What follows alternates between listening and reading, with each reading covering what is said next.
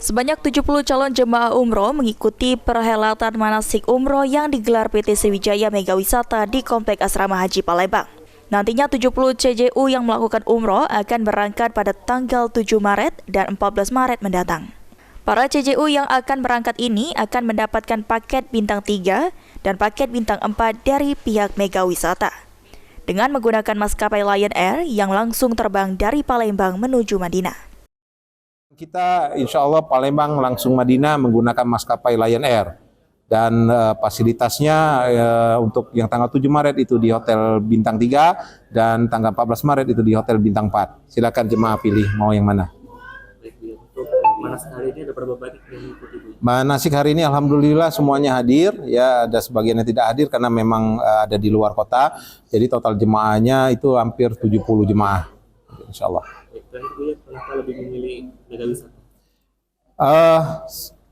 Mega Wisata adalah travel yang berizin resmi dan kita sudah berpengalaman di bidangnya insya Allah dan bimbingan sesuai tentang Quran dan Sunnah Rasulullah, maka pilihlah Mega Wisata. Sementara itu, pembimbing umroh Sriwijaya Mega Wisata Ustadz Said Yai Ardiansyah mengatakan pembekalan manasik umroh kali ini disertai beberapa himbauan untuk calon jemaah umroh. Pembekalan manasik umroh juga dilengkapi teori pelaksanaan ibadah umroh dan praktek hal-hal yang dilakukan jemaah pada saat safar. Kemudian selalu jaga kesehatan, bawalah obat-obat yang dibutuhkan karena suhu ketika bulan Maret ini sangat ekstrim, dingin ya, untuk kita sangat dingin, oleh karena itu bawalah jaket dan sebagainya, kaos kaki, begitu pula mungkin nanti ada yang mudah kering wajahnya, kulitnya, maka mungkin perlu ada lotion seperti itu ya.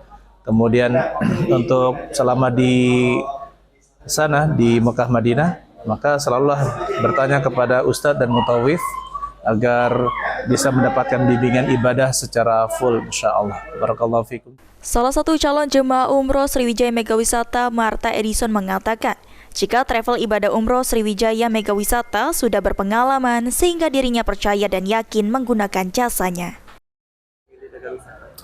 Mega Wisata ini ya berpengalaman, dia ini apa? Di samping travelnya untuk komersil, ada juga untuk ibadah.